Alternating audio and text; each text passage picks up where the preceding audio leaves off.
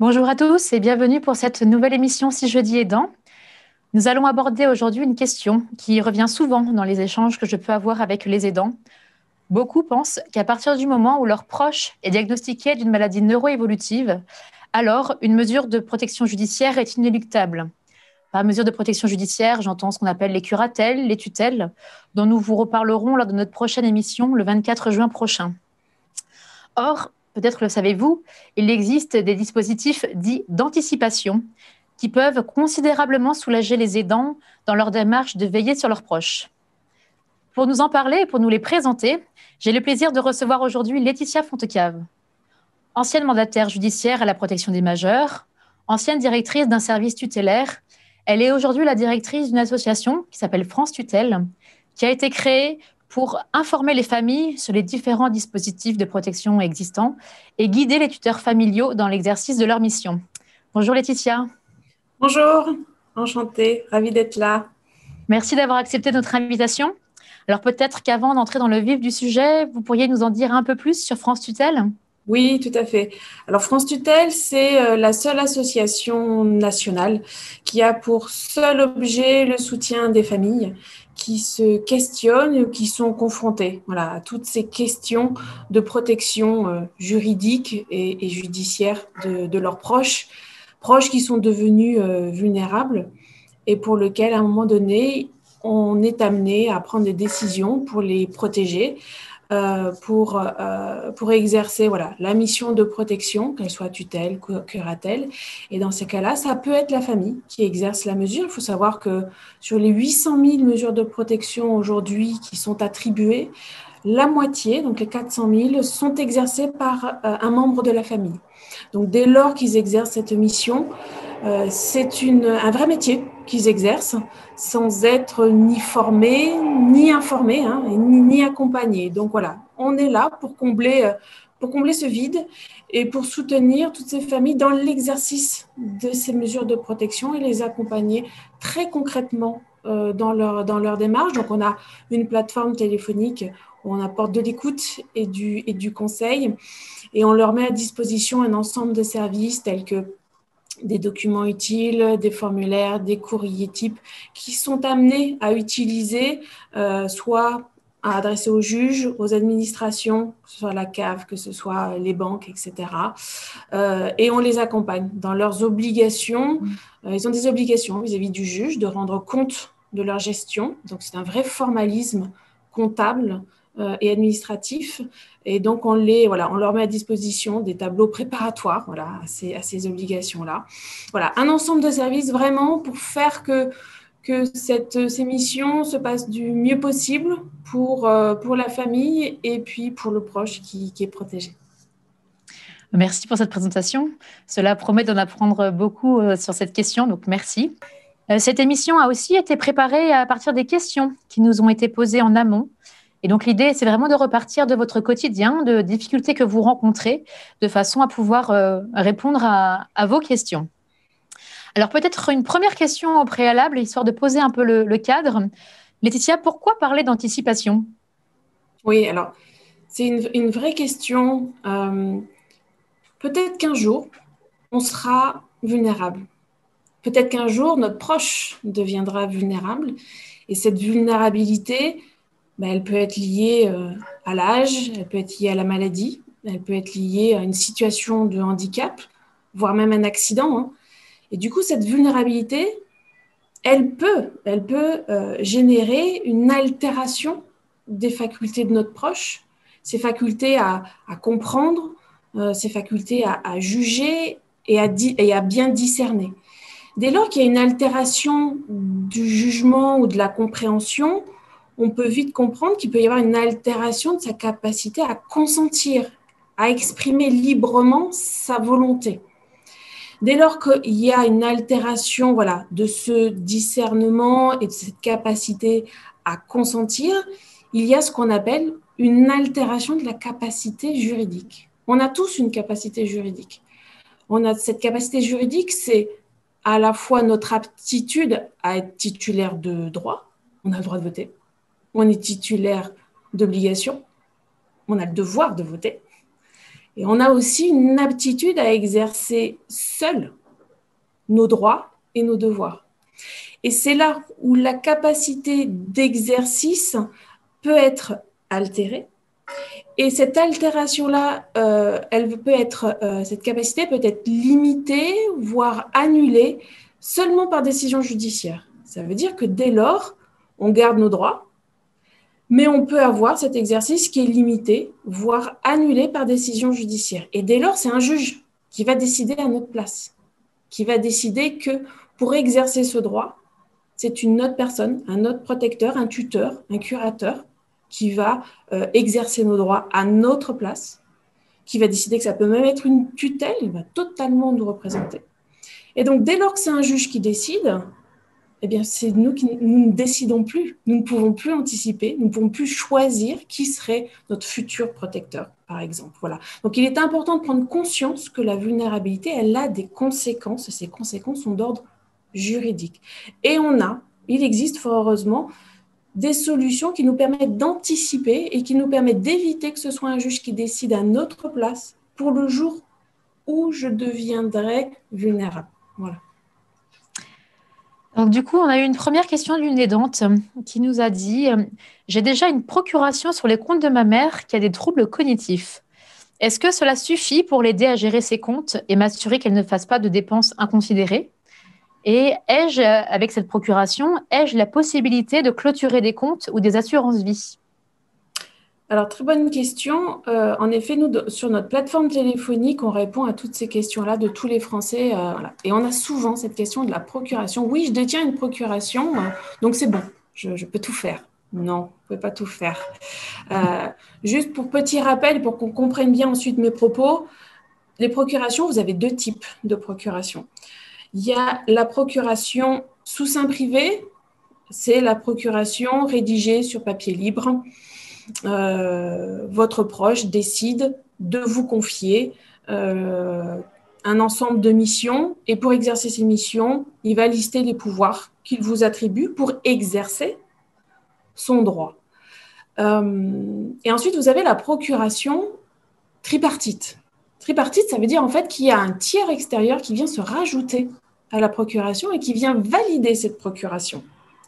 Tripartite, ça veut dire que ce tiers, ça peut être la banque, ça va être l'assureur, ça va être le notaire, ça va être par exemple le tribunal ou le commissariat, les procurations pour vote. On a bien ce tiers qui vient valider la procuration. Ce qui vient valider, c'est qu'en fait, au moment où votre proche rédige et signe la procuration, il a bien toutes ses capacités pour pouvoir faire cette procuration-là parce que ses facultés ne sont pas altérées. Donc, la banque, elle vient valider ça, en fait. Que vous consentez bien, votre proche consent bien librement, voilà, à cette procuration. Donc, dans la procuration tripartite, vous l'avez bien compris, il y a la procuration donc bancaire et vous avez la procuration pour les assurances vie. Alors, souvent, les banques et les assureurs, ils ont leur propre formulaire. Donc, vous n'avez plus qu'à cocher, vous n'avez pas à la rédiger, ils ont leur propre document. Sur la procuration notariée, c'est le notaire qui va entièrement rédiger la procuration avec toutes les compétences qu'il a. Voilà, il va pouvoir vous conseiller sur l'étendue de la procuration que vous voulez confier, quels sont les pouvoirs utiles, quels sont ceux qui sont inutiles. Voilà, elle va être très complète.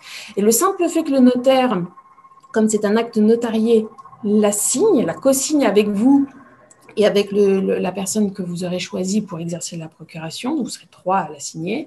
Dès lors que le notaire la signe, comme tout acte notarié, ça lui donne une force d'exécution beaucoup plus importante qu'une simple procuration sous seing privé. Et surtout, ça crée une procuration, on dit sécurisée. Voilà, elle est totalement sécurisée. Ça veut dire que elle est faite par un officier du ministère public.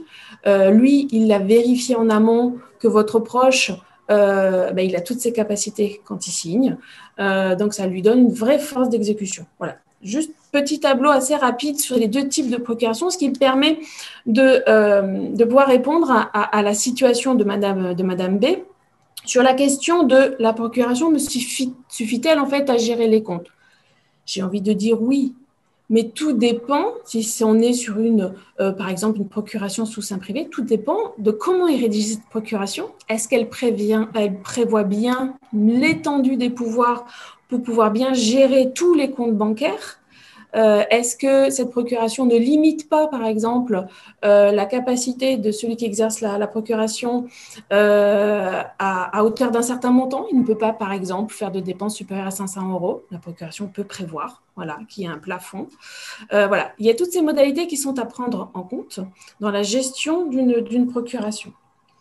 Sur la question de est-ce que ça va m'assurer qu'elle ne fasse pas de dépenses inconsidérées? Oui et non.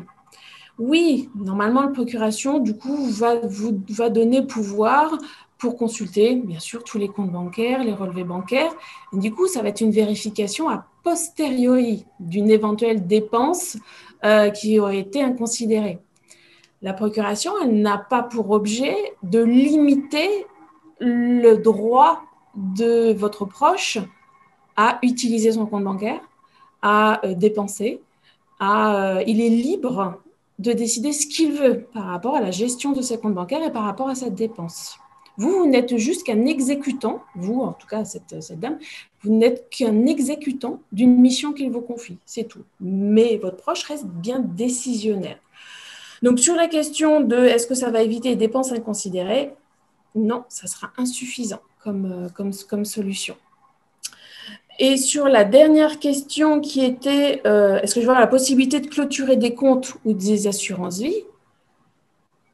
Possibilité, oui, si la procuration le prévoit. Si elle ne le prévoit pas, vous n'avez pas le droit de clôturer un compte sans l'accord de votre proche.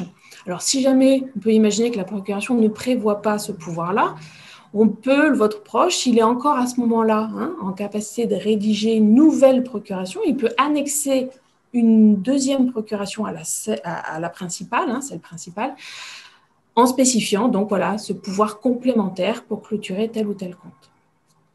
Sur l'assurance vie, alors la bémol, et attention, les compagnies d'assurance sont extrêmement vigilantes à l'utilisation des procurations.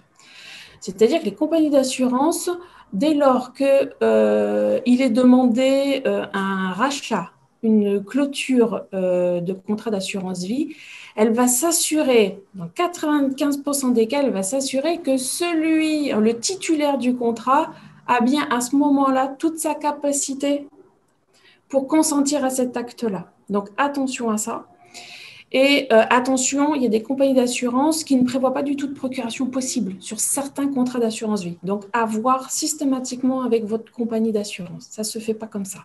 Voilà. Donc, par exemple, je caricature un peu, mais si je décidais aujourd'hui où je suis encore jeune et a priori, il n'y a pas de doute sur mes capacités juridiques, est-ce que je peux faire une procuration pour un de mes proches?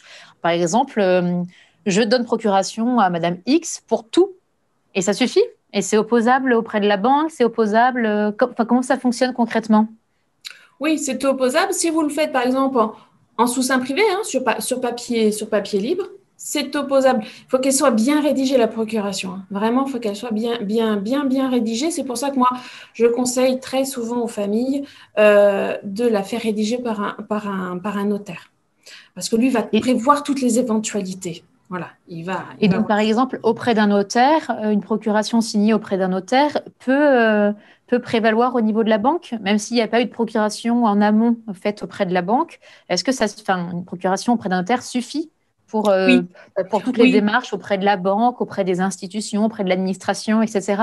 Oui, tout à fait. D'autant plus, elle a, comme je l'ai dit tout à l'heure, elle a vraiment une force d'exécution beaucoup plus importante qu'une procuration sous seing privé. Alors, il peut arriver, par contre, il y a une vraie particularité, il peut arriver qu'il y ait des banques qui souhaitent que quand même leur formulaire soit complété en plus de l'attestation notariée. Mais normalement, il n'y a pas de raison de la procuration notariée. Normalement, il n'y a pas de besoin.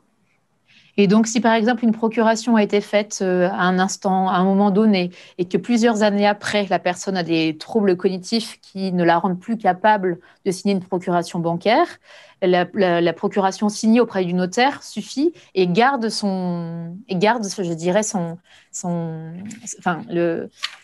et voilà, je trouve plus mes mots, mais voilà, reste valide jusqu'au bout, quelque Alors, part.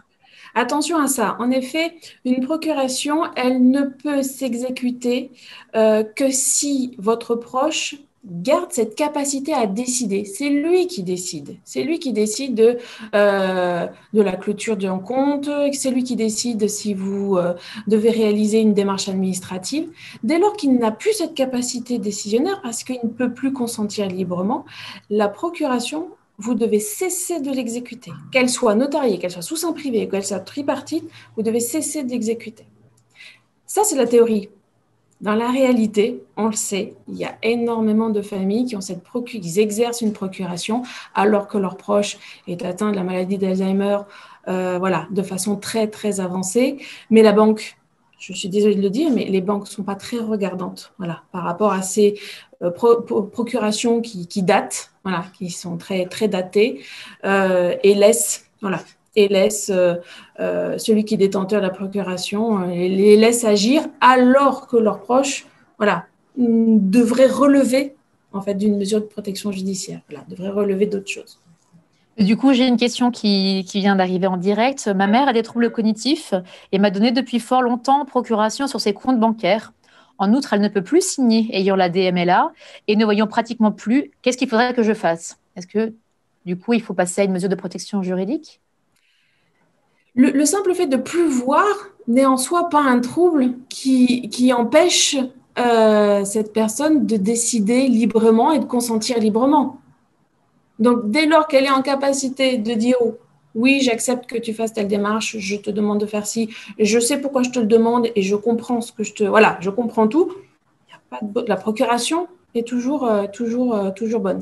Moi, je conseille souvent, quand on a un doute, sur ses capacités restantes, c'est toujours délicat quand on est dans des maladies évolutives, c'est délicat d'évaluer ça, de demander l'avis. Demander l'avis d'un médecin ou demander l'avis du notaire. Voilà. C'est toujours de bons conseils. Et dans les médecins, alors, souvent, les familles me disent, oui, mais alors le médecin traitant, il ne veut pas se positionner, il ne veut pas, voilà, il veut pas. Dans ces cas-là, un notaire, lui, va vous dire si ils ont cette habitude-là. Donc, il peut vous conseiller.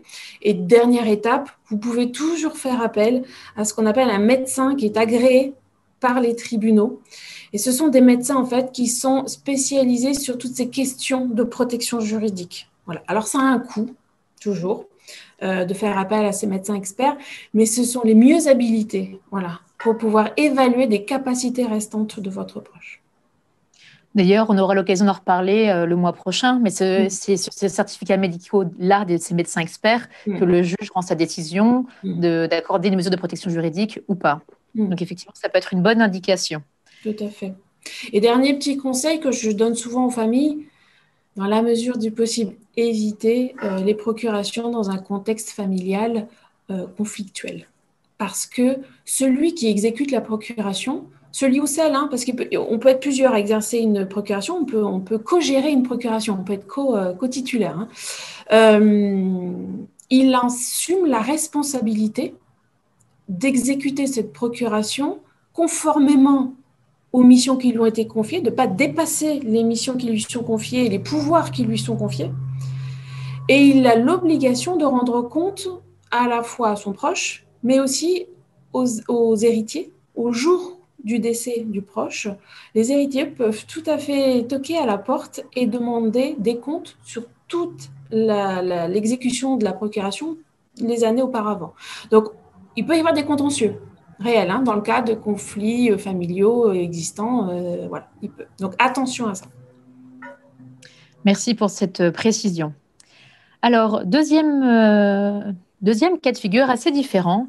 Il s'agit cette fois-ci de la situation de Madame C, qui a sa mère souffrant de troubles cognitifs avancés. Donc, sa mère vit en EHPAD depuis plusieurs années maintenant. Et à la suite du confinement, Madame C a découvert par hasard que l'état de santé de sa mère s'était dégradé, que son diabète n'était plus équilibré notamment, et que ses résultats sanguins n'étaient plus bons. Sa mère recevait les résultats, ses bilans sanguins dans sa chambre, mais avec ses troubles cognitifs, elle les égarait très vite, ce qui n'a pas permis à Madame C de réaliser tout de suite que sa mère n'allait pas bien. Madame C nous demande donc si elle doit demander une mesure de protection juridique pour avoir accès aux informations médicales pour sa mère.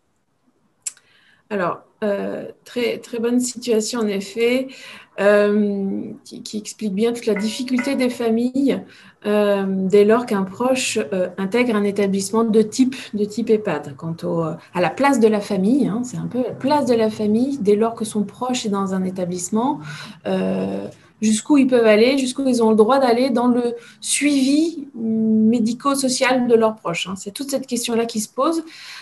Avant de répondre à cette situation, il y a déjà deux dispositifs qu'il faut appréhender. C'est celui de la personne de confiance. La personne de confiance, il y a deux types de personnes de confiance. On a la personne de confiance qui va être l'interlocuteur privilégié d'un établissement ou d'un service médico-social. Ça veut dire que votre proche va vous désigner personne de confiance parce qu'elle est hébergée en foyer, en EHPAD, en maison de retraite ou autre. Dès lors que vous rentrez, que votre proche entre en EHPAD, la direction a l'obligation de l'informer qu'elle a cette possibilité de désigner sa fille, un de ses proches, de désigner personne de confiance de l'établissement. Ça veut dire que cette personne de confiance va avoir la mission d'accompagner son proche pour une meilleure compréhension de ses droits au sein de l'établissement et l'aider à la prise de décision. Donc, c'est un rôle important et du coup, pour la personne de confiance, c'est l'autorisation à être présent au rendez-vous avec le directeur, avec l'assistante sociale de l'établissement. Voilà. Elle a autorité, elle a le droit d'être présente et d'accompagner son proche au rendez-vous. Et elle a le droit d'assister aux entretiens médicaux qui sont prévus dans le cadre de l'accompagnement médico-social dans cet établissement, ce service. Donc, cette personne de confiance, parce que son proche l'a désignée comme telle, a le droit d'être présent, a le droit d'avoir ces informations-là. Donc, ça, dès qu'on rentre en EHPAD, dès que votre proche entre en EHPAD, dans la mesure du possible, il faut y penser. Normalement, ils ont l'obligation de vous le dire. Hein. Mais c'est intéressant parce que du coup, ça fixe une place de façon très concrète dans l'accompagnement de votre proche au sein de cet établissement. Et ensuite, deuxième type de personne de confiance, c'est la personne de confiance qui va être l'interlocuteur privilégié des établissements et services médicaux. Donc, on va être dans tout l'environnement sanitaire, les hôpitaux, les cliniques, le médecin. Et là, pareil, votre proche va vous désigner personne de confiance. Donc, en fait, il y a double désignation. Hein. Désigner personne de confiance pour, pareil, pour que vous puissiez l'assister aux rendez-vous médicaux, pour que vous puissiez consulter le dossier médical en sa présence, toujours en la présence de votre proche. Et si jamais votre proche n'a plus cette capacité dont on parlait tout à l'heure, hein, de consentir ou d'exprimer sa volonté, eh bien, vous allez devenir son référent. Ça veut dire que l'équipe médicale, à un moment donné, si elle a des décisions d'ordre médical à prendre et que votre proche n'est plus en capacité d'exprimer sa volonté sur la poursuite, la limitation ou l'arrêt d'un traitement médicamenteux, hein, par exemple, l'équipe médicale va venir vous consulter et vous allez donner votre avis, vous allez exprimer les souhaits que votre proche n'est plus en capacité d'exprimer. Voilà, donc c'est important de connaître les deux désignations. Donc une, quand votre proche entre en établissement, la deuxième, quand elle entre en établissement sanitaire ou dans le cadre du suivi médical. Vous avez des CERFA disponibles sur le servicepublic.fr qui sont très bien faits pour le coup.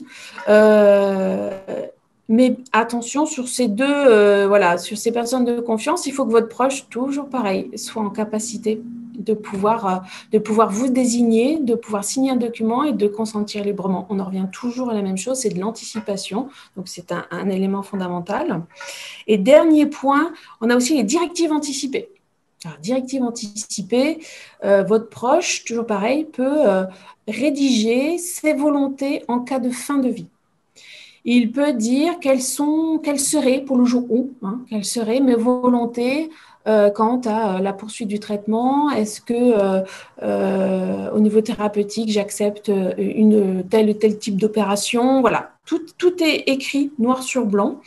Et sur ce document-là, pareil, vous avez des CERFA qui sont préétablis, qui sont assez bien faits, mais je conseille vraiment de remplir ce document assez complexe avec le médecin, avec votre médecin traitant, c'est quand même mieux. Donc voilà, juste un petit l'étendue des solutions d'anticipation qui répondent un peu à la situation que vous me présentez. Dans cette situation, c'est la question de est-ce qu'il faut que je demande une mesure de protection parce que concrètement, j'ai pas ma place. Voilà, il est difficile de trouver ma place dans le suivi médical de mon proche en EHPAD. C'est un peu ça la question. Eh bien là, si le proche a encore cette capacité pour pouvoir vous désigner personne de confiance, j'ai envie de dire, go, maintenant, tout de suite, il faut le faire. Voilà. Il faut le faire. Au moins, là, vous aurez officiellement la mission qui vous sera confiée par votre proche, d'être personne de confiance au sein de l'EHPAD, personne de confiance aussi à l'hôpital. Voilà, c'est les deux désignations à faire. Et si elle peut aussi faire les directives anticipées, on y va aussi pour le jour où. Donc, si capacité, faut le faire. Si la maman, à ce moment-là, ne peut plus consentir, ne peut plus décider, c'est compliqué. Concrètement, il n'y aura pas d'autre possibilité que de demander une mesure de protection pour que le juge confie à la fille ou à un professionnel la mission de protection de cette personne âgée. Et est-ce que, du coup, la question me vient, est-ce qu'il y aurait la reconnaissance d'une désignation au sein d'un établissement médical de la personne de confiance? Est-ce que ça pourrait être reconnu par un EHPAD, par exemple? Je sais que cette dame avait été hospitalisée avant d'entrer en EHPAD et même des années avant. Et donc, la fille m'avait signifié qu'elle avait déjà été désignée auprès de l'hôpital en tant que personne de confiance. Est-ce que l'EHPAD peut reconnaître cette désignation-là? Ou est-ce que la séparation est très stricte entre les deux? À ce jour, la séparation est très stricte. C'est deux codes différents. On a d'un côté le code de l'action sociale et des familles, pour tout ce qui est des établissements médico-sociaux, et de l'autre côté, on a le code de la santé pour les hôpitaux et cliniques et autres. Donc voilà, on est sur deux désignations distinctes qui ne sont pas reconnues ni d'un côté ni de l'autre. Et on a eu le cas d'une famille comme ça, pareil, en EHPAD, où l'époux avait désigné l'épouse personne de confiance d'un point de vue sanitaire, d'un point de vue médical, mais l'EHPAD n'a pas reconnu cette désignation-là. Et l'époux, quand il est entré en EHPAD, n'était déjà plus en capacité du tout de pouvoir désigner l'épouse comme personne de confiance, ce qui a créé des difficultés dans un contexte familial qui est en plus très tendu avec les enfants d'un premier lit. Voilà, donc c'est très explosif. Ouais. Et du coup, est-ce qu'il y a une date de péremption, entre guillemets, pour cette désignation de personne de confiance?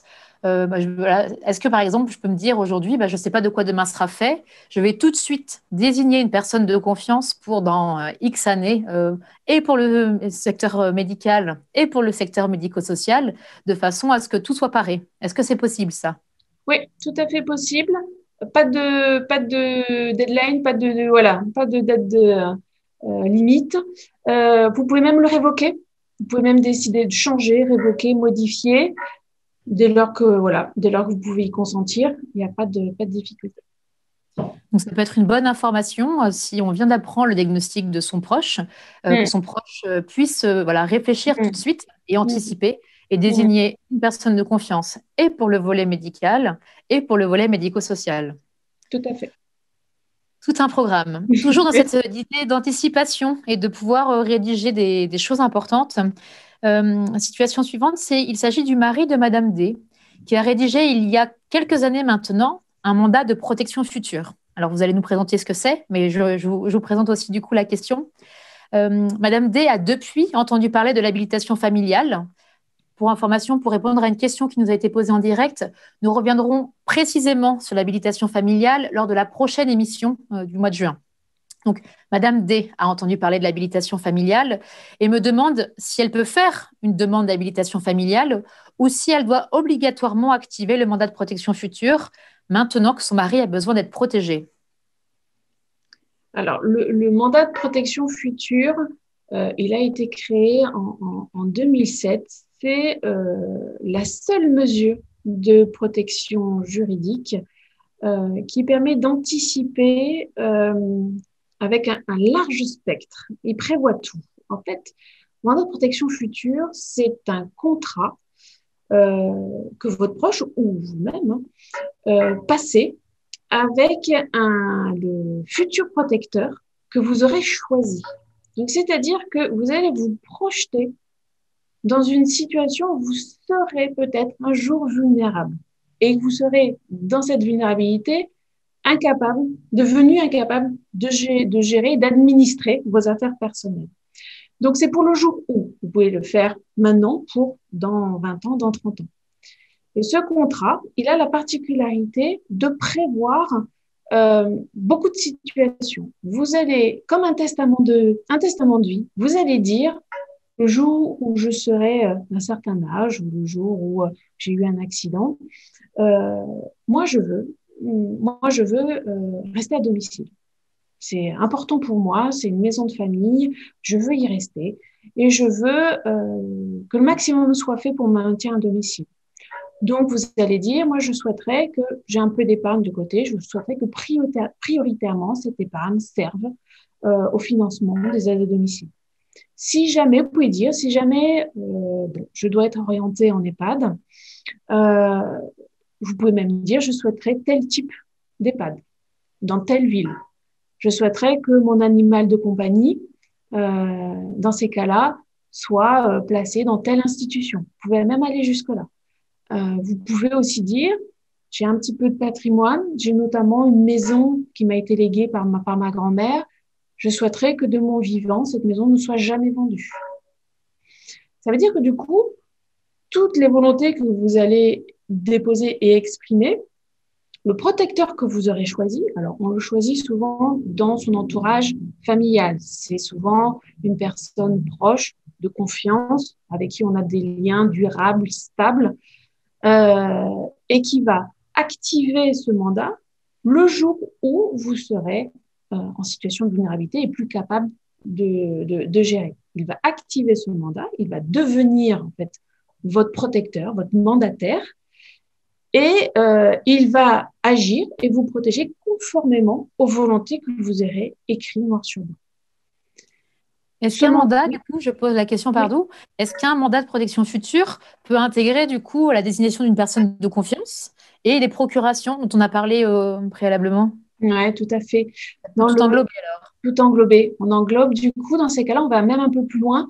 On englobe la personne de confiance, on englobe les directives anticipées, on englobe aussi souvent les volontés en cas de décès. On peut englober aussi ça. C'est toute une préparation, le mandat. Il ne se fait pas d'un claquement de doigts. Vous doutez bien que de se projeter dans des situations comme ça à venir, ça ne se fait pas d'un claquement de doigts. Dans le choix du protecteur, pareil, ça nécessite une discussion avec la famille, hein, de qui veut pas. C'est important d'avoir un consensus familial autour de ça. On a eu des cas, notamment une adhérente là, son époux a rédigé un mandat de protection future, l'a désigné mandataire, futur protecteur, donc futur mandataire. Et quand l'époux, voilà, quand il a fallu activer le mandat, l'épouse a été mise en grande difficulté parce qu'il y avait des enfants du premier lit et des conflits très importants et aucun consensus familial sur le mandat. Et du coup, les enfants du premier lit ont attaqué ce mandat et le juge a statué sur l'annulation du mandat et la mise en place d'une tutelle et d'une tutelle exercée par un professionnel. Donc la totale. Voilà. Donc attention, voilà, euh, c'est vraiment une démarche qui prend du temps, qui nécessite voilà un temps de discussion et de parole avec les familles. Et qui pour le coup est la seule solution juridique où on exprime ses volontés, on choisit son protecteur et on évite, quand c'est bien fait et bien rédigé, et on évite que ce soit le juge qui prenne la décision de nous placer sous mesure de protection. parce que le mandat prime, il va primer sur toutes les mesures de protection judiciaire. Et dans le cas exposé par Raphaël, c'est ça la réponse. C'est que l'époux a rédigé un mandat, l'épouse y a consenti, a accepté cette mission. La loi dit que le mandat prime, il est classé au rang supérieur par rapport à toutes les mesures de protection, donc il s'applique. L'épouse ne pourrait ne pas appliquer ce mandat et ne pas l'activer seulement en présentant au juge les preuves que ce mandat n'est pas dans les intérêts de son époux. Seulement sous ces conditions-là, le juge peut annuler le mandat et attribuer une habilitation familiale, une curatelle ou une tutelle. C'est seulement à cette condition-là. Donc voilà, il faut pour le coup vraiment prouver que tel qu'il a été rédigé à l'époque, il ne correspond plus au jour d'aujourd'hui aux intérêts des époux. Ça va être délicat. Ça va être délicat. Parce qu'une fois que le mandat est activé, quelles sont les obligations et les contraintes de la personne qui exerce le mandat? Alors, elles sont réelles. Hein. C'est une vraie mission qui est confiée avec de vraies responsabilités. Alors, on n'est plus dans le cadre d'un mandat judiciaire qui est confié, on n'est pas dans ça, on est vraiment dans un mandat amiable hein, entre deux personnes, on est vraiment dans un contrat. Mais pour autant, elle a l'obligation de respecter les volontés qui auront été rédigées et surtout, elle va avoir l'obligation, dès l'ouverture du mandat, de l'activation, de faire un inventaire du patrimoine, donc là, dans ce cas-là, du patrimoine de l'époux, patrimoine mobilier, immobilier, les meubles meublants, et elle va avoir l'obligation annuellement de rendre des comptes au notaire. Parce qu'il faut savoir que le mandat, je ne l'ai pas dit, le mandat, soit il est rédigé sous un formulaire type CERFA qui est à disposition, soit il est rédigé devant notaire. Alors, moi, je conseille toujours aux familles de passer devant notaire. C'est un acte tellement important et tellement technique qu'il est important de passer devant un notaire pour qu'il le rédige correctement. Et là, toujours pareil, en confiant le mandat à un notaire, vous pouvez attribuer à votre futur protecteur des pouvoirs beaucoup plus étendus, beaucoup plus larges. Si vous passez par CERFA, donc sous seing privé, hein, on rebelote, on est sur du sous seing privé, vous allez pouvoir lui attribuer des pouvoirs qui restent quand même un peu limités. Je donne un exemple. Dès lors que c'est typiquement sur les assurances vie, il faut faire un rachat sur l'assurance vie, il faut payer les aides à domicile. En sous-seing privé, il va falloir l'accord du juge. Vous allez devoir repasser par une requête devant le juge pour que le juge vous autorise à. En acte notarié, vous n'avez pas besoin de passer par le juge, donc un peu plus de facilité quand même dans l'exercice de la mission. Mais c'est des vraies obligations qu'a le protecteur. Et je comprends la question de cette dame, hein, c'est que en habilitation familiale, qui est une mesure donc judiciaire, c'est le juge qui décide, c'est le juge qui attribue une habilitation judiciaire. Eh bien, dans l'habilitation judiciaire, il n'y a pas l'obligation pour celui qui l'exerce de rendre compte au juge. Donc, je pense que c'est ça derrière pour la question de cette dame, c'est moins de contraintes pour moi, hein, l'habilitation familiale, parce que j'ai pas cette contrainte de rendre compte de ma gestion. C'est une sécurité aussi, hein. Pour cette dame, c'est une sécurité, c'est une responsabilité qui est partagée du coup avec le notaire, puisque c'est lui qui contrôle hein, la gestion qui est faite.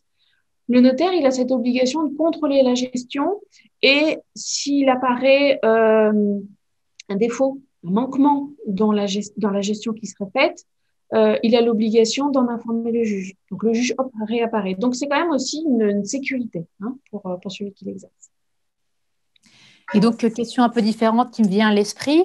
Mettons que Madame D ne souhaite pas activer le mandat de protection future parce qu'elle ne souhaite plus être mandatée, puisque pour des raisons X ou Y, par exemple, mettons qu'elle ait des problèmes de santé et qu'elle souhaite, par exemple, que ce soit des enfants qui exercent la mesure. Est-ce que ça peut justifier à ce moment-là de ne pas activer le mandat de protection future, mais de faire directement une demande d'habilitation familiale pour que ce soit un enfant qui prenne le relais? Comment ça se passe dans ces cas-là? Oui, ça peut. En effet, ça peut être aussi un élément devant le juge de savoir quand on fait une demande de mesure de protection dans le formulaire et toujours demander si il y a un mandat de protection future qui a été rédigé. Voilà. Donc le juge, il veut cette information-là pour pouvoir prendre sa décision. Donc cette dame va cocher que oui, il y a un mandat de protection future et elle va expliquer que pour des raisons médicales, elle ne peut plus, voilà, elle ne peut plus être la mandataire de son époux et qu'à ce titre-là, le mandat ne peut pas s'activer et c'est un autre membre de la famille qui du coup sera habilité familial. C'est pour ça que, je rebondis, c'est pour ça qu'on conseille aussi dans le mandat de protection future de toujours prévoir au moins 2 personnes qui sont mandataires. Quand c'est possible, hein, quand on a la famille pour, voilà. Parce que quand l'un peut plus, ça peut être le cas de cette dame, bien c'est une autre personne qui prend le relais. Mais vous l'aurez choisi, voilà, vous aurez choisi. Alors souvent, on a eu le cas comme ça d'une personne où il avait choisi un proche qui était un peu âgé et du coup en co-mandataire, c'est comme ça, en co-mandataire, il avait choisi un professionnel. Parce que quand on n'a pas de famille, on peut tout à fait choisir un mandataire professionnel. Alors, ce sont des professionnels qui sont agréés par le tribunal et sont des mandataires qui sont les tuteurs, les curateurs professionnels dont on entend souvent parler et qui peuvent aussi, donc, être mandataires d'un mandat de protection future. Voilà. Et dans ces cas-là, il faut qu'il le signe au moment Ouais. de la rédaction, voilà, de façon à ce qu'il ne soit pas pris au dépourvu. Et si jamais le mandat n'est pas signé par eux, quelque part, ils n'ont plus accès. Tout à fait. J'avais une question que je viens de perdre. Oui, ça y est, je la retrouve. En fait, finalement, le mandat de protection future va très très loin et il accorde, entre guillemets, presque des super pouvoirs et des super pouvoirs à la personne qui le rédige. Je pense notamment à une chose qui m'a interpellée. Vous disiez, si la personne signifie qu'elle ne veut pas aller en EHPAD, elle ne pourra pas aller en EHPAD, même si le juge et des médecins estiment qu'elle relève d'un EHPAD. Alors, on avait eu une situation comme ça où c'était une amie qui était mandataire dans le cadre d'un mandat de protection future et s'était posé cette question-là. Dans le mandat, il était spécifié qu'elle souhaitait un maintien à domicile. Donc, on était sur un maintien à domicile H24, 7 jours sur 7. Voilà. On était face à une situation déjà très étayée au quotidien. Et, euh, et pour autant, voilà, ça nécessitait médicalement d'une orientation en EHPAD. Du coup, ce qui avait été conseillé à cette mandataire, c'était de faire appel, là pour le coup, à un médecin, j'en reviens à ça, agréé par le tribunal, qui va lui se positionner médicalement sur la nécessité absolue, pour des raisons de sécurité et de bien-être de la personne qui est protégée, d'être orienté vers une structure. Et là, au moins, entre guillemets, on blinde, voilà, on blinde cette orientation-là qui est contraire aux volontés exprimées il y a quelques années de ça. Merci pour toutes ces précisions. Lors de notre échange préparatoire à l'émission, vous m'aviez appris l'existence d'un dispositif peu connu et différent du mandat de protection future, à savoir la désignation anticipée du tuteur. Est-ce que vous pourriez nous en dire plus? Oui, alors c'est prévu par le Code civil, c'est très très peu utilisé parce que très très peu connu. C'est un peu comme le mandat de protection, c'est un peu on va dire un petit peu la même démarche, c'est-à-dire je peux dire le jour où, voilà, rebelote, je serai vulnérable et incapable de, si jamais il y a une mesure de protection qui est demandée à mon encontre, eh bien au moins, même si je ne décide pas de tout et que c'est le juge qui décide de pas mal de choses, au moins, je vais lui dire à ce juge que moi, je veux que ce soit comme futur curateur ou tuteur ou habilité, hein, je veux que ce soit telle personne. C'est cette capacité voilà, qu'on a, cette possibilité qu'on a d'écrire noir sur blanc, alors là, pour le coup, papier libre ou devant notaire, pourquoi pas, d'écrire voilà, l'identité de cette personne dont on souhaiterait qu'elle soit un jour notre éventuel futur tuteur ou curateur. Alors, la petite difficulté dans cette solution, c'est qu'il n'y a pas de registre national des désignations anticipées. Donc, quand on a fait ce document-là, eh bien, on peut l'enregistrer nulle part. Et donc, ça veut dire que le juge, si un jour il est saisi d'une demande de mesure de protection pour moi, il n'aura pas cette information-là. Donc, ça veut dire que quand j'ai rédigé cette désignation, il faut absolument que je le communique à un maximum de personnes, mes proches, l'infirmière, le notaire, le médecin, voilà, toute personne qui serait amenée, le jour où il y a cette procédure-là devant le juge, à communiquer cette information-là au juge. Voilà, c'est un peu le point faible, voilà, pour le moment de ce dispositif. Parce que du coup, je reviens sur la question du mandat de protection future. Il existe un registre qui Non, regroupe, c'est toujours en attente. Ça a été demandé. Ça a été demandé et on attend toujours ce registre national d'enregistrement des mandats. Donc, pour le moment, non. Ce qui est étonnant et demandé. Alors, pour faire le parallèle entre mandat et désignation anticipée, j'avais eu le cas d'une situation comme ça où la personne était âgée, trouble d'Alzheimer, mais tout récent. Et pas de famille, juste une amie qui s'occupait beaucoup d'elle. Et du coup, je l'avais conseillé sur ces deux opportunités, mandat de protection future et désignation anticipée. Et elle avait exprimé le souhait et l'amie aussi, que pour le coup, si cette amie exerçait une mesure, elle préférait que ce soit sous contrôle du juge, qu'on soit dans une sphère sécurisée, protecteur, voilà, ne pas être seule. Et du coup, elle avait rédigé la désignation anticipée, voilà, de curatelle. Elle n'avait pas opté pour le mandat, mais opté pour la désignation. du coup, ça veut dire que dans la désignation anticipée, on peut demander à être sous tutelle, mais pas sous habilitation familiale, par exemple, parce que Ah, l'habilitation familiale, on l'a dit, voilà, après échappe au contrôle du juge. la désignation, c'est seulement pour désigner votre futur protecteur, hein, votre futur tuteur, curateur ou habilité. Vous dites, je souhaiterais que ce soit cette personne-là. Le juge va prendre en considération votre demande et il se doit de l'entériner si c'est pas contraire à vos intérêts. Voilà, à l'intérêt de la personne à protéger. La question que je comprends, c'est est-ce que je peux choisir entre une tutelle et une habilitation, hein, de faire Enfin absolument. voilà, dans le cas de figure que vous Ah, évoquiez, la dame voulait absolument être sous tutelle et avoir une protection du juge. ouais, Et donc, du coup, voilà, elle voulait pas un mandat, elle préférait une mesure de protection judiciaire, que ce soit une curatelle, une tutelle ou une habilitation. Elle voulait que le juge soit là, soit présent et puisse, voilà, et puis que ce soit sur une instance judiciaire. La question du choix, hein, ça revient souvent ça chez les familles, la question on en reparlera à la seconde émission, mais j'anticipe un peu cette question de est-ce que je peux choisir entre une curatelle et une tutelle? Non, absolument, absolument pas. Vous pouvez émettre un avis, mais celui qui décide, c'est le juge. Il est décisionnaire et il décide sur la base d'éléments médicaux. Voilà, mais on y reviendra. c'est vrai que c'est souvent aussi une inquiétude des familles de cocher la mauvaise demande. Voilà, est-ce qu'il faut demander tout de suite curatelle ou tutelle? Enfin, de quoi relève mon proche? Je leur dis bien que si jamais voilà, le médecin expert n'est pas sur la même longueur d'onde, dans tous les cas, ils ne sont pas obligés de refaire un dossier. Le juge pourra leur donner différemment. Je change complètement de sujet, mais voilà, il y a quand même un petit quelque chose dans l'idée de l'anticipation. Est-ce que vous pourriez nous dire quelques mots sur le contrat obsèque? Oui. Alors, sur le contrat obsèque, c'est des questions, pour le coup, que l'on a eues, notamment, malheureusement, pendant la crise sanitaire. Voilà, c'est des choses qui sont remontées, des demandes qui sont remontées d'informations.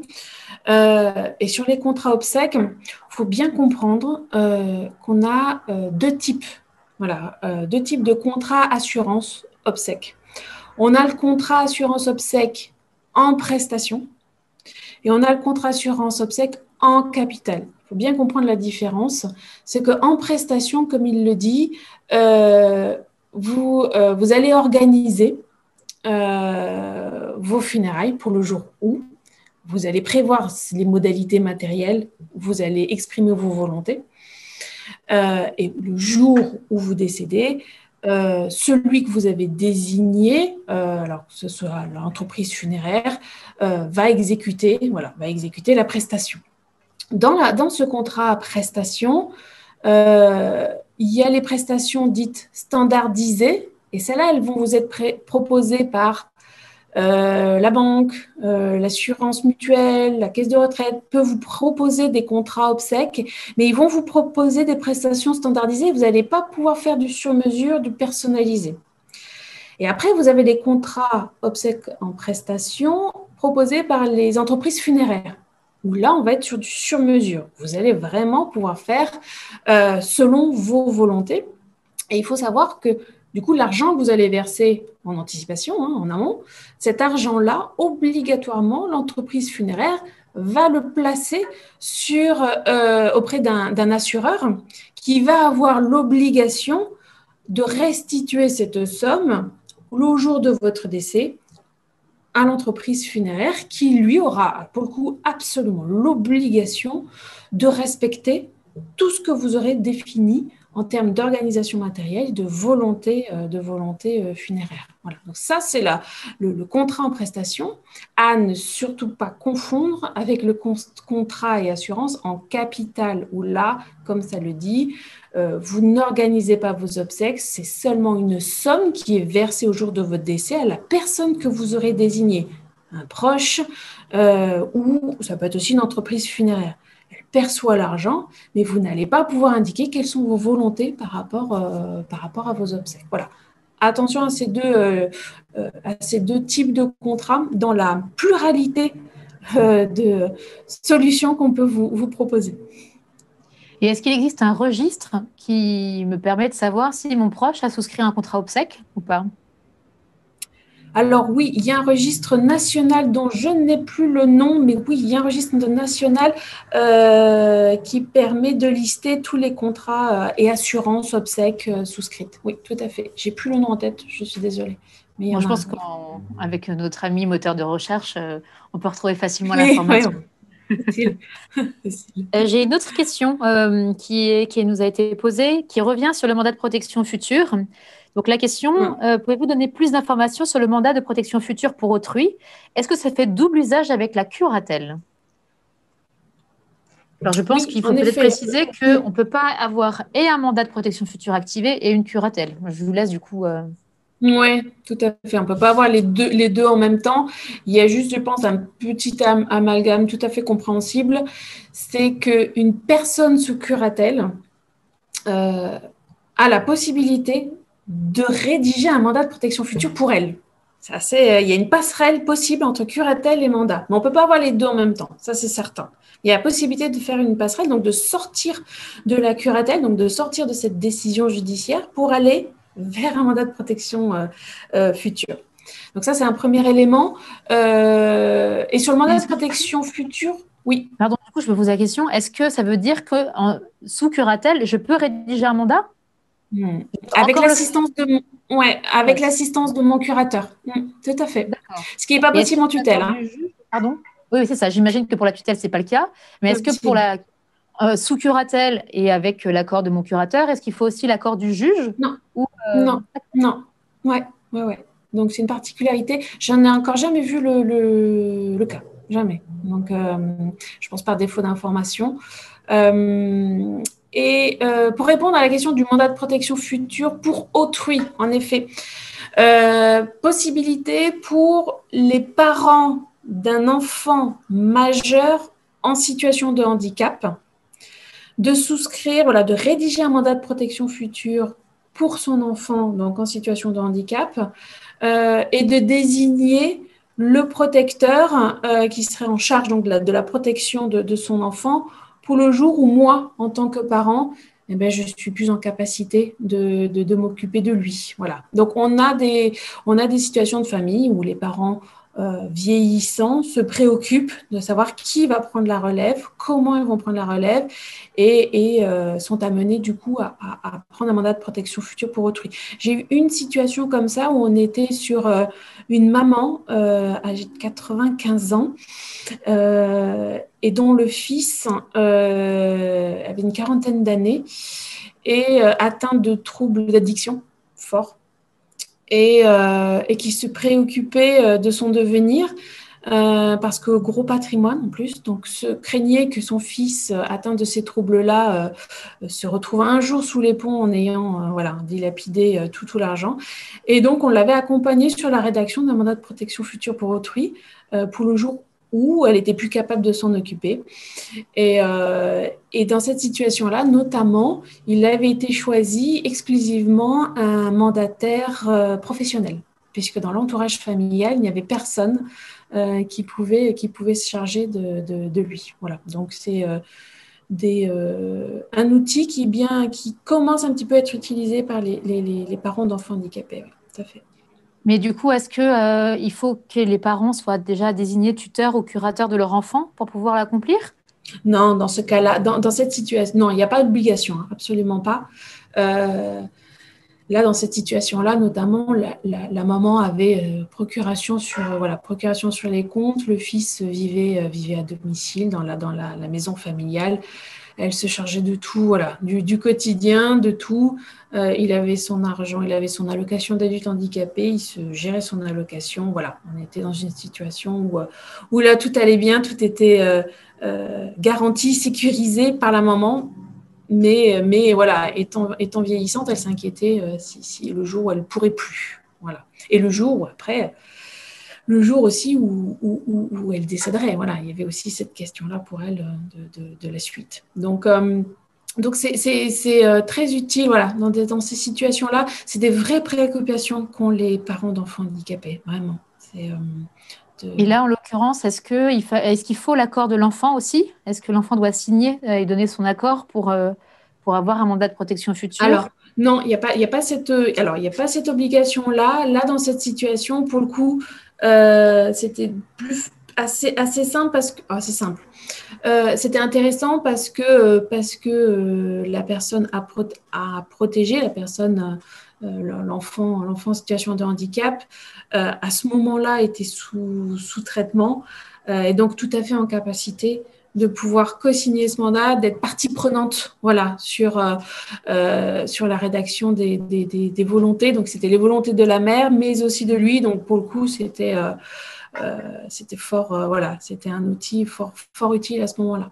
Mais on peut imaginer qu'un enfant handicapé trisomique en maison d'accueil spécialisée ne pourra jamais consentir, de toute façon, et signer un mandat de protection future donc, pour autrui. Donc, c'est pour ça que son accord n'est pas nécessaire.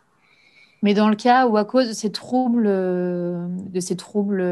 l'enfant n'est pas en capacité enfin, est opposé en situation de conflictuelle avec ses parents, parce que malheureusement, ça arrive. Hein. Je pense à une situation où les parents accompagnent un enfant schizophrène, avec qui les situations sont très difficiles. Est-ce que les parents pourraient tout de même souscrire à ce mandat, enfin, mettre en place ce mandat-là, alors que la relation est difficile avec l'enfant et que l'enfant pourrait peut-être dire qu'il n'en veut pas? Ah, ça serait alors, en effet, dans cette situation-là, c'est très, très délicat, puisqu'on est sur un contrat où il y a l'accord des parties. Il va falloir choisir un protecteur avec lequel il y ait une amorce de relation de confiance. C'était justement tout le travail, notamment avec la situation que je vous expose. Il y a eu ce travail de prise de contact et de rendez-vous avec des mandataires professionnels pour qu'ils puissent lui, du coup, choisir celui avec qui il y avait ce petit feeling, vous voyez. Là, on part sur une situation en mandat. Le jour où les parents ne sont plus ou ne peuvent plus, un protecteur choisi dans la famille avec un enfant handicapé qui est contre le mandat, c'est voué à l'échec. Hein. Très concrètement, ça va basculer assez rapidement en mesure de protection judiciaire décidée par le juge. Voilà, on va vers ça. Hein. On est vraiment sur une solution qui fait consensus. Hein. Comme je l'ai dit tout à l'heure, on est sur une solution qui doit faire consensus en amont si on veut que ça soit une réussite. Voilà. Et est-ce que cette possibilité-là existe aussi dans le cadre, par exemple, de conjoints? Un aidant conjoint qui a son proche en situation de vulnérabilité liée à des troubles cognitifs. Il n'existe pas de mesure de protection juridique, mais est-ce qu'un conjoint pourrait dire pourrait mettre en place un mandat pour le jour où lui-même décède, que son conjoint soit protégé? Parce qu'on a souvent ces cas de figure, ces questions qui nous sont posées, un conjoint âgé qui s'inquiète de ce qui pourrait arriver à son conjoint s'il lui-même atteint de troubles cognitifs, si l'aidant décède avant son proche. Et donc, est-ce que cette possibilité-là pourrait se Non, mettre en place? et non. Le mandat de protection future pour autrui exclusivement en fait pour des situations d'enfants en situation de handicap. C'est exclusivement limité à ça, donc pas de possibilité de faire un mandat pour son époux qui est malade. Voilà, pas de possibilité à ce niveau-là du tout. Ça veut dire que dans des situations comme ça, si l'époux n'a pas prévu son propre mandat pour lui-même avant qu'il ait été malade, obligatoirement, on bascule vers une mesure de protection judiciaire devant le juge. Très bien. On est vraiment sur de l'anticipation avant. Alors, on est dans la... Avant accident fâcheux, voilà, avant maladie, avant tout ça. Nouvelle question qui vient de nous être posée. À part les comptes bancaires de ma mère qui a 102 ans, donc ma mère a une assurance vie dans une mutuelle et je ne sais plus si j'ai la procuration. Dans la mesure où elle est en incapacité de signer, ai-je intérêt à demander l'habilitation familiale? Je précise que je suis enfant unique, qu'elle n'a pas de patrimoine et que par ailleurs je l'héberge. Oui, est-ce que je relis la question? Oui, alors sur la question de la procuration, de toute façon, quand bien même il y aurait une procuration chez la compagnie d'assurance, votre maman au jour d'aujourd'hui n'est plus en capacité de décider par rapport à ce contrat d'assurance vie.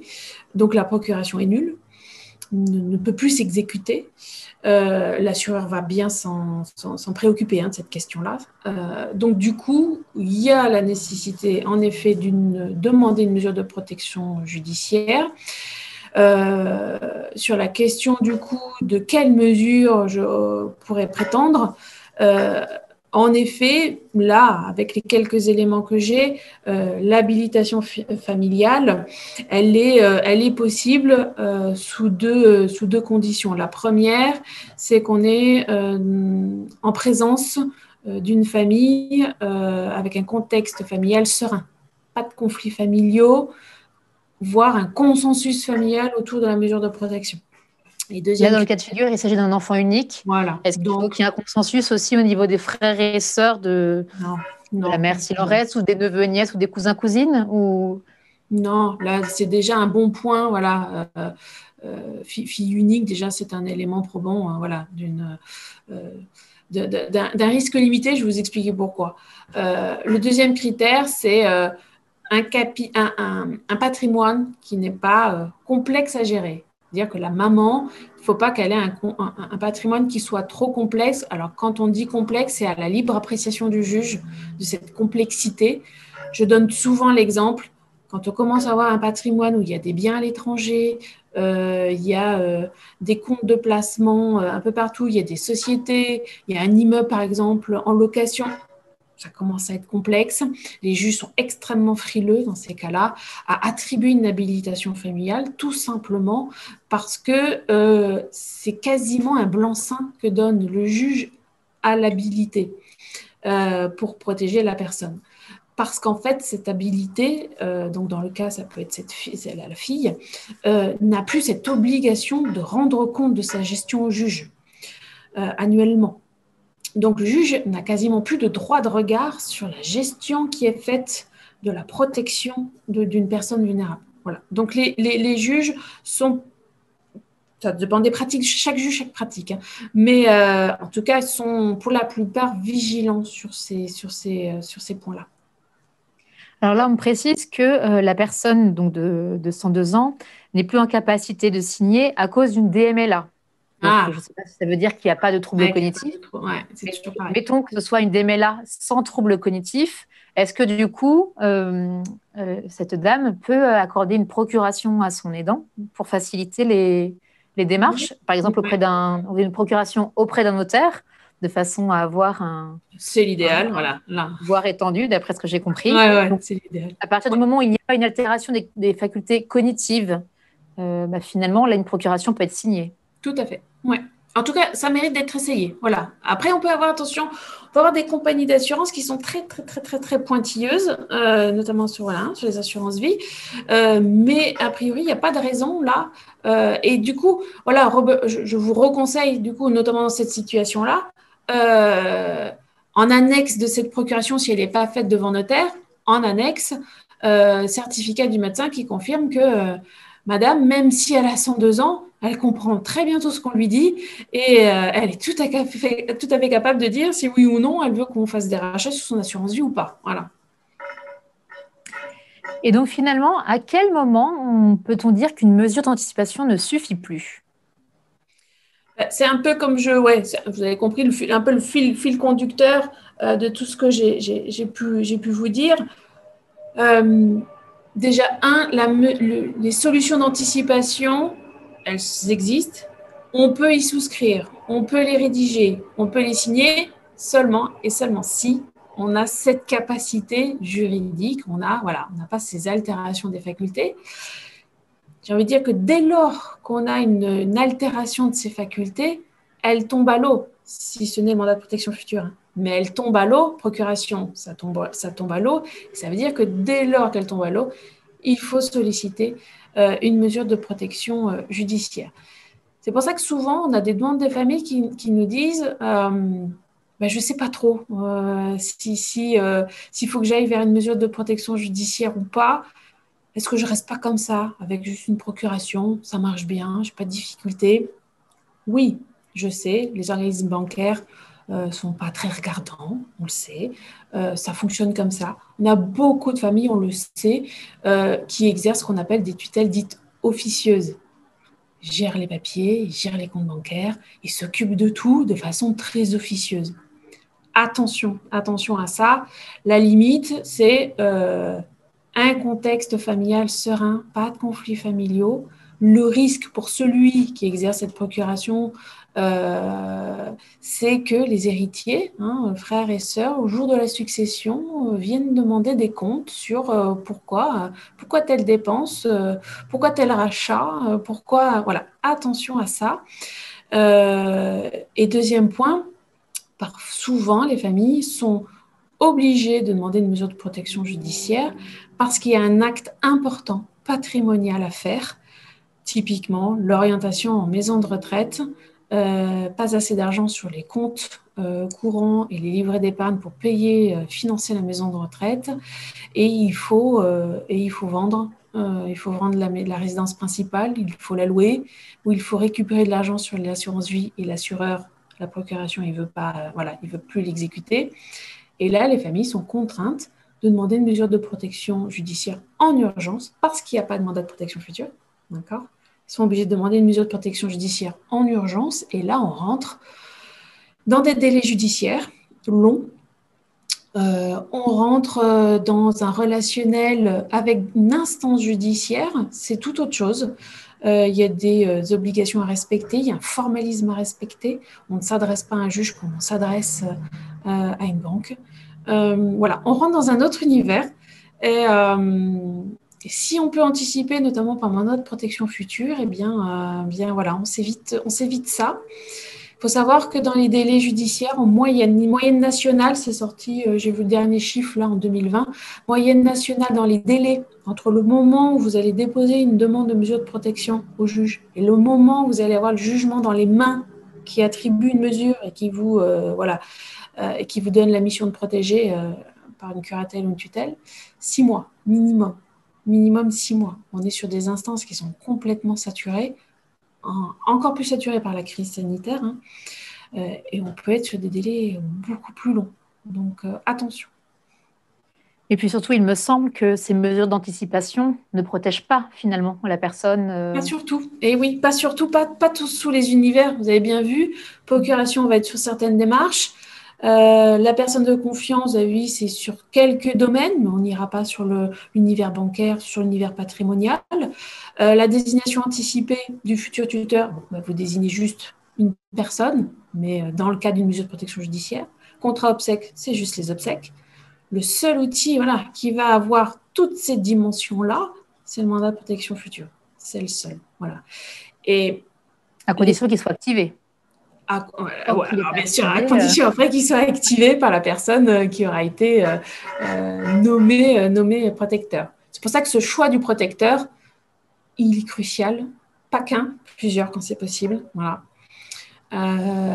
Et que la rédaction de ce mandat, faut qu'elle soit précise, sans être trop complexe.